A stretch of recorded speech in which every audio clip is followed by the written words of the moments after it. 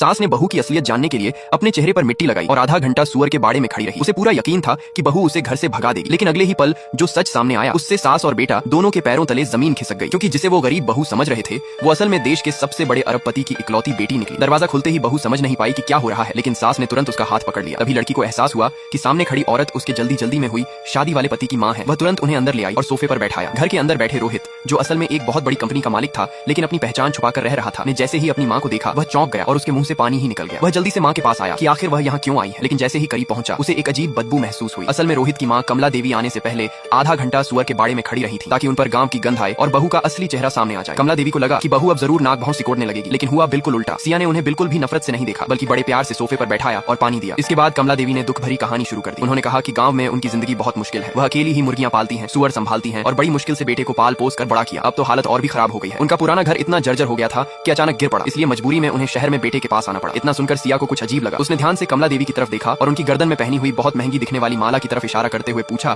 कि अगर वह इतनी गरीब हैं तो इतनी महंगी चीज कैसे पहन रखी है। रोहित घबरा गया, कहीं माँ की सच्चाई खुल न जाए। उसने तुरंत बात संभालते हुए कहा कि उसकी माँ को गरीब दिखना पसंद नहीं है, इसलिए वह अक्सर 2 रुपए की दुकानों से नकली गहने खरीद कर पहन लेती है। सिया ने उसकी बात मान ली तो रोहित ने राहत की सांस ली, लेकिन कमला देवी अभी भी हार मानने को तैयार नहीं थी। उन्होंने फिर से कहना शुरू किया कि गांव में न बिजली है न इंटरनेट और घर के सुअर भी भूखे प्यासे मरने की हालत में है। उन्हें लगा कि अब बहू परेशान होकर अपना असली रंग दिखा देगी, लेकिन जैसे ही उन्होंने बात खत्म की सिया ने अचानक रोहित और उनकी माँ दोनों का हाथ पकड़ लिया और बड़ी दृढ़ता से कहा कि वह अपना सामान पैक करेगी और उनके साथ गांव चलकर सुअर पालने में मदद करेगी। यह सुनकर माँ और बेटा दोनों हैरान रह गए। रोहित तुरंत बोला कि सिया एक नामी यूनिवर्सिटी से पढ़ी लिखी लड़की है, वह गांव जाकर सुअर कैसे पाल सकती है। लेकिन सिया का उत्साह और बढ़ गया। उसने तुरंत मोबाइल निकाला और टिकट बुक करने लगी। उसने कहा कि वह अपनी सास को गांव में अकेला नहीं छोड़ सकती। अब रोहित और कमला देवी दोनों घबरा गए। किसी तरह रोहित ने सिया को दूसरे कमरे में भेजा और अपनी माँ से कहा कि अब यह नाटक बंद कर दे, लेकिन कमला देवी अभी भी मानने को तैयार नहीं थी। उन्हें लगा कि सिया सिर्फ भोली बनने का नाटक कर रही है, पर उन्हें क्या पता था कि जो लड़की गांव जाकर सुअर पालने को तैयार है वह असल में देश के सबसे अमीर उद्योगपति की इकलौती बेटी है। जब सिया के पिता राजेश मल्होत्रा को पता चला कि उनकी बेटी ने अपनी पहचान छुपाकर एक गरीब लड़के से अचानक शादी कर ली है तो वह गुस्से से आग बबूला हो गए। उन्होंने धमकी दी